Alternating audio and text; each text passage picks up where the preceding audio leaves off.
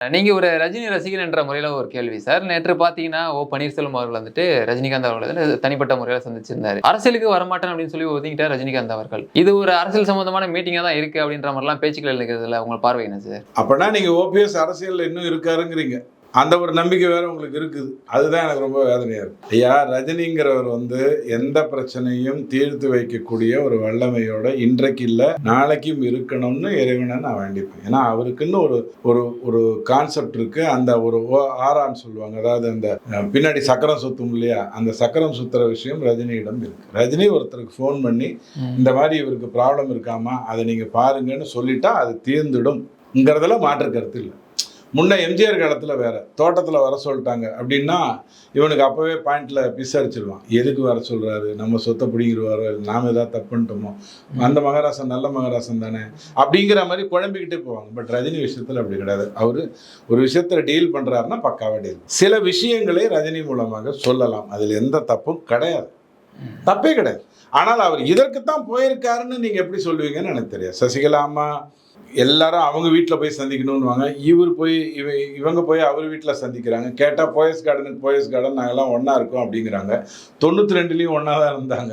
அப்போ என்ன நடந்ததுங்கிறது நமக்கு தான் தெரியும். ஸோ ரஜினியை சந்திப்பது அப்படிங்கிறது வந்து ஒரு நியாயமான ஒரு பிரச்சனையில் யாரும் ஒன்றும் பண்ண முடியாதுன்னும் போது ரஜினிகிட்ட போய் சொன்னீங்கன்னா அந்த வேலை நடக்குங்கிறது நியாயமான. அவரும் எந்த எதிர்பார்ப்பும் இல்லாமல் அதை நேர்மையாக செய்வார். அதுதான் உண்மை. அதில் மாற்று கருத்து இல்லை. எனக்கு என்னன்னா அனாவசியமா அவர் திமுகவை இப்போ ரொம்ப சார்ந்து நிற்கிறாரு. உதயநிதி பதவி உயர்வு வாங்குறதுக்கெல்லாம் போய் ஒரு மீட்டிங்ல புத்தக விளம்பரத்துக்கெல்லாம் போய் பேசுறாரு. எதுக்கு பேசுறாரு, ஏன் திமுகவை சார்ந்து இவ்வளவு சார்ந்து இருக்காருங்கிற வேதனை எனக்கு இருக்கு. பட் இது இன்னைக்கு நேற்றுக்கு இல்லை. இன்னொன்னு சொல்றேன், அவரை போய் ஒருத்தர் சந்திக்கிறாங்கன்னா அந்த படம் ரிலீஸ் ஆகாது, அந்த போட்டோ ரிலீஸ் ஆகாது. இவனா வந்து போய் எப்படியாவது இந்த போட்டோ கொடுங்க, கொடுத்தா தான் 4 பேர் என்ன மதிப்பாங்கன்னு சொல்லி இவங்களா ரிலீஸ் பண்ணாதான் உண்டு. அந்த அளவுக்கு நேர்மையான ஒரு மனிதன் ரஜினி. தானே இவர் வந்து சந்திச்சாங்க, அவங்க வந்து சந்திச்சாங்கன்னு பேசுற ஆள் இல்லை. ஸோ எதுக்காக வேண்டுமானாலும் சந்திச்சிருக்கலாம். என்னை பொறுத்த வரைக்கும் நான் வந்து இதுக்குள்ள போக விரும்பல. பட் ரஜினி கிட்ட ஒரு அசைன்மெண்ட் கொடுக்கப்பட்டிருந்தது அதிமுக விவகாரத்தில். அதை அவர் ஒழுங்கா முயற்சி பண்ணார். 2023 ஜூன், ஜூலை, ஆகஸ்ட், செப்டம்பர்ல ஆகஸ்ட் வரைக்கும் அவர் முயற்சி பண்ணாரு. அது நடக்கலை. அதுக்கப்புறம் கதை வேற விதமா போச்சு. அதான் உண்மை. Okay sir. இப்போ பள்ளிக்கல்வித்துறையை பொறுத்த வரைக்கும் பார்த்தீங்கன்னா, அன்பில் மகேஷ் அவர்கள் சொல்லியிருக்காங்க. சமீபத்தில் ஒரு நியூஸ்லாம் பார்க்க முடியுது. 500 பள்ளிகள் வந்துட்டு அரசு பள்ளிகள் தனியார் மயமாக்குதல் அப்படின்னு சொல்லிட்டு அதுக்கு மறுப்பு தெரிவிச்சிருக்காரு. இந்த மாதிரியான தகவலாம் நம்பாதீங்க அப்படின்னு சொல்லியிருக்காரு சார். அரசு ஒருவேளை தனியார் மயமாக்குதல் தான் மும்முரம் காட்டிக்கிறதா, மற்ற எல்லா துறையும் சேர்த்து தான் கேட்கிறேன். நான் எனக்கு தெரிஞ்சு அண்ணாமலை ஐயா வந்து இந்த மத்திய அரசு அதை எடுத்துக்கொள்வதற்கு எத்தனையோ பணம் கொடுக்குது, 40,000 கோடி கொடுக்குது. நீங்க அதை வச்சுக்கிட்டு என்ன பண்றீங்க, ஏன் உங்களால பள்ளியை நடத்த முடியலங்கிற கேள்வி வரைக்கும் அது வந்துருச்சு. ஸோ நீங்கள் அதை வந்து இந்த படிப்படியாக சாராய கடை மூத்துற மாதிரியான அந்த கதையை நீங்கள் பார்க்க வேண்டாம். இங்கே என்ன பண்ணிக்கிட்டு இருக்கீங்க, ஏன் உங்களால் வந்து இந்த பள்ளிகளை நடத்த முடியல, உங்கள் பணம் எப்படி போகுதுங்கிற கேள்விகள் எல்லாம் வந்தாச்சு. அரசு பள்ளி கல்விகளை நீங்கள் மூடுறதுங்கிறது முட்டாள்தனம். டாஸ்மாக் வந்து நீங்கள் கண்ட இடத்துல வைக்கிறது முட்டாள்தனம். இது ரெண்டுத்தையும் இந்த அரசு செய்யுது. கண்ட இடத்துலையும் டாஸ்மாக் இருக்கும், அரசு பள்ளிகளை கவனிக்காமல் இருக்கிறதுக்கு வேலை பண்ணும். இது ரெண்டும் முட்டாள்தனம். ஏன்னா ஒரு 8,000 ரூபாய் கட்டி ஒரு கான்வென்ட் ஸ்கூலில் படிக்கணுங்கிறது வந்து ஒரு ஏழையால முடியாது. காங்கிரஸ் ஆட்சியில தான் கபில் சிபில் தான் கொண்டு வந்தார், ஒவ்வொரு கான்வென்ட்லையும் 25% ஏழை மாணவர்களுக்கு சீட்டு கொடுக்கணும்னு. அது இன்னி வரைக்கும் நடக்குதான்னு நீங்கள் கேட்டு பாருங்க. உங்களுக்கு தெரிஞ்ச ஒரு பக்கத்தில் ஒரு கான்வென்ட் ஸ்கூலில் போயிட்டு சாதாரணமாக பேசி பாருங்க, உங்கள் ஸ்கூலில் 25% ஏழை மாணவர்கள் படிக்கிறாங்களான்னு கேட்டு பாருங்க. பண்ண மாட்டாங்க. ஆனால் இவங்க தீண்டாமையை பற்றி பெருசாக பேசுவாங்க. இவங்க அண்டாமையே பக்கவே விட மாட்டாங்க. ஏழைகளும் இவங்க 8,000, 10,000, 80,000 ஃபீஸ் வாங்குறாங்க. அந்த மாணவர்களும் ஒன்றா சேர்றதுக்கு இவங்க விட மாட்டாங்க. அப்போ அரசு பள்ளிகள் இயங்க வேண்டும், தாய்மொழியில் படிக்க வேண்டும். அப்படிதான் இந்த புது கல்வி கொள்கை உங்களுக்கு சொல்லுது. ஆனால் இவங்க எல்லாத்தையும் மீறி தான் செய்கிறாங்க. எவ்ரிவேர் எல்லாத்துலேயும் மீறி தான் செய்கிறாங்க. என்ன ஒரே ஒரு பிரச்சனைன்னா, இந்த மெக்காலயாங்கிற ஒரு அறிவாளி கொண்டு வந்த அந்த சிஸ்டத்தை வச்சுட்டு நாம் படுற பாடு. இன்றைக்கி நீங்கள் ஒரு +1 +2 படிக்கிற மாணவன்கிட்ட போய் 698 + 278 கூட்டி சொல்லு அப்படின்னு கேட்டு பாருங்கள். உடனே கண்ணு அவன் தடுவான், அப்படியே தடுவான், என்ன கால்குலேட்டர் தடுவான். அவ்வளோதான் அவனுடைய அறிவு. ஒரு டக்குன்னு மைண்டில் எடுத்துக்கிட்டோ அல்லது ஒரு பேப்பர் பேனால் அந்த ஃபிகர் எடுத்துக்கிட்டோ கூட்டுறதுக்கு எவ்வளோ நேரம் ஆகும்? 12வது வரி வரைக்கும் உங்கள் அப்பம் படிக்க வச்சுருக்கான். கஷ்டப்பட்டு வேர்வை சிந்தி காசை போட்டு படிக்க வச்சிருக்கான். உன் வாத்தியாரையும் என்னால் திட்ட முடியாது, உங்கள் அப்பனையும் என்னால் திட்ட முடியாது, சரின்ட்டு விட்டு தொலைன்னு வர வேண்டுங்கிற மாதிரியான கல்வியை தான் நம்ம கொடுத்துக்கிட்டு இருக்கோம். ஸோ அன்பில் பொய்யாமொழி பேசுறதெல்லாம் சீரியஸாக எடுத்துக்கணும். எனக்கு தெரிஞ்சு அவர் வந்து ஒன்று பேசினார், அதுக்கப்புறம் அப்படியே மறந்துட்டார். என் ஏரியாவில் வந்து நீ என்கிட்ட இது பண்ணுறியா, உன்னை நான் என்ன பண்ணுறேன் பாருன்னாரு. அந்த மகாவிஷ்ணு சுற்றிக்கிட்டு தான் இருக்காருன்னு நினைக்கிறேன். ஒன்றும் பெருசு. இந்த வருடந்தோறும் பொங்கல் பரிசுக்காக பார்த்தீங்கன்னா திமுக எதிர்கட்சியாக இருக்கும்போது 5000 வேண்டும், 3000 ரூபாய் வேண்டும் அப்படின்லாம் சொல்லி கொஸ்டின் பண்ணிட்டு இருந்தாங்க சார் ஆளும் கட்சியை பார்த்து.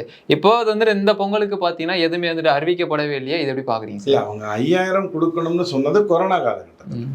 அது வேற. நீங்கள் அதை வச்சுக்கிட்டு எப்போதும் இது பண்ணுங்க. ஜெயலலிதா அம்மா இருந்த வரைக்கும் 100 ரூபா தான் கொடுத்துருந்தது. ஜெயலலிதா அம்மா ஒன்றும் 400 வருடங்களுக்கு முன்னாடி ஆட்சி செய்தவங்க இல்லை, 2016 வரைக்கும் தான். ஸோ அது வந்து ஒரு டோக்கன் ஆஃப் லவ், ஒரு வேஷ்டி, ஒரு சட்டை, ஒரு 100 ரூபா கொடுக்கறது அப்படிங்கிறத புடவை அப்படிங்கிறதோட கொடுத்து கரும்பை கொடுத்து நீயும் போய் பொங்கல் சண்டை செலிப்ரேட் பண்ணு அப்படின்னு சொல்கிறது ஒரு நியாயமான ஒரு விஷயம். அந்த 100 1000 ஆனதுக்கான காரணமே எனக்கு தெரியாது. நீங்கள் அப்போ போய் 3000 கொடு 5000 கொடுன்னா எனக்கு ஒன்றும் புரியல. அதில் எல்லாமே டாஸ்மாக் மூலமாக திருப்பி இங்கே வந்துடும். இதில் ஒரு பொருளாதார நிபுணர் வருவார்.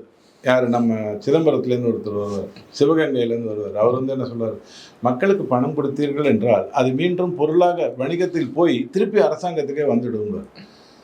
இது எந்த பொருளாதார நிபுணர், எந்த பொருளாதாரத்துக்குள்ளே இது வருதுன்னே எனக்கு சத்தியமாக தெரியல.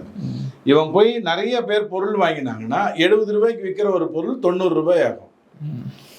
அடுத்த வருஷம் 90 ரூபாய் விற்கிறது 110 ரூபா வரும். இந்த பணத்தின் மூலமாக லாபம் சம்பாதிக்கிறது யாரு? அந்த வணிகன்.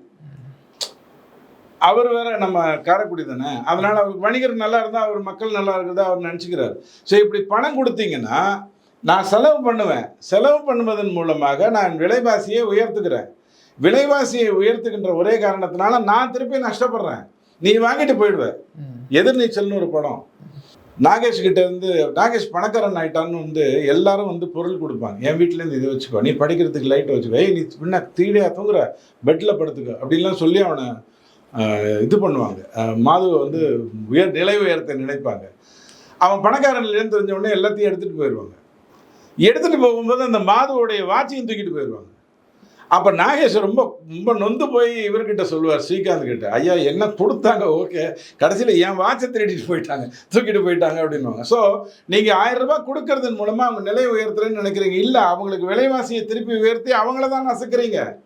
இது என்னைக்கு மக்களுக்கு புரிகிறதோ அன்னைக்கு அவன் பணம் வேண்டான்னு சொல்லுவான். என் விலைவாசியை கட்டுப்படுத்து, அரிசி கோதுமை பருப்பை தவிர மத்திய அரசுக்கு எந்த பொருள் மீதும் எந்த ஒரு அதிகாரமும் கிடையாது. மற்ற எல்லா பொருட்களும் மாநில அரசின் கண்ட்ரோலில் தான் இருக்குது. நீ விலைவாசியை குறைன்னு தான் அவன் சொல்லணுமே ஒழிய இந்த மாதிரி நிறைய பொருளாதார நிபுணர்கள் மாற்றி மாற்றி சொல்கிற கதையை வைத்துக்கொண்டு பண்ணக்கூடாது. ஸோ பொங்கலுக்கு 5000 ரூபாய் கொடுன்னு திமுக சொன்னது கொரோனா காலத்தில். இன்றைக்கி அவங்க வந்து 1000 ரூபாய் கொடுக்குறாங்கன்னா அதில் நியாயம் இருக்குது. ஆனால் இந்த 1000 ரூபாயை நான் வந்து மத்திய அரசு எனக்கு கொடுக்கல, அதனால் நான் உங்களுக்கு கொடுக்க முடியலன்னு ஒரு பொய்யை சொன்னாங்கன்னா அங்கே தான் எனக்கு வேலை இருக்குது. ஓகே, மத்திய அரசு கொடுக்கலங்கிறதுனால தானே உனக்கு கொடுக்கல. அப்போ போன வருஷம் கொடுத்தது யாரு? மத்திய அரசு. மத்திய அரசு தானே. ஏன் உன் ஃபோட்டோ வந்தது? இன்னும் கேட்க வேண்டிய வேலை எனக்கு இருக்குது, அப்போ தான் வருவேன். மற்றபடி இது தேவையில்லாத ஒரு விஷயந்தான். ஒரு 100 ரூபாய் 200 ரூபான்னு கொடுக்கறதெல்லாம் வந்து அன்னைக்கு ஏற்படக்கூடிய ஒரு சாதாரணமான எக்ஸ்ட்ரா செலவு. வீட்டில் எல்லாரும் உட்காடுறாங்க, 2 காய்கறி செய்கிறோம், மட்டன் வாங்குகிறோம், சிக்கன் வாங்குகிறோம், வாட் எவர் இட் இஸோட முடிய வேண்டிய ஒரு மேட்டரை தேவையில்லாமல் 1000 3000 5000ன்னு கொண்டு போகிறது தப்பு. மக்களே அதை செய்யக்கூடாது. செஞ்சால் அவங்களுக்கு தான் அது எதிராக வரும். ஒரே ஒரு விஷயம் சொல்லி முடிச்சிடுறேன். எங்கள் ஐயா சம்பாதிக்கிறாரு, அவர் வந்து பணத்தை செலவு பண்ணிக்கிறாரு, நீ யார் அதை கேட்கறதுக்குன்னு ஒரு டிரைவர் வந்து சிவாஜி படத்தில் ரஜினி கிட்ட கேட்பான். ஐயா, நீ இப்படி பண்ண விடுறதுனால தப்பு பண்ணுற, இதன் மூலமாக விலைவாசி உயரும் அப்படின்னு உங்களுக்கு அவர் எடுத்து சொல்றாரு. யார் சொன்னாலும் நீங்கள் கேட்க மாட்டீங்க, கையில் கிடைக்கிற பணத்தை வாங்கி வச்சுப்பீங்க, அதுலேயும் வருத்தம் தெரிவிக்கிறதுக்காக வேலையை பண்ணுவீங்க. இன்னைக்கு 1000 ரூபாய் கொடுக்குற இதே ஸ்டாலின் ஐயா 2026 பொங்கல் எலெக்ஷன் போது கொடுத்துருவாரு. 2027 பொங்கல் போது 5000 ரூபாய் கொடுங்கன்னு கேட்பாரு. அப்போ நீங்கள் வந்து வேற பேசுவீங்க. இந்த ட்ராமாலாம் பார்த்து முடிச்சு சலிச்சு போச்சு. கூட்டணி ஆட்சி வந்ததுன்னா இந்த ட்ராமாலாம் இருக்காது. தொடர்ந்து பேசுவோம். நேர்காணல் கொடுத்தமைக்கு நன்றி சார்.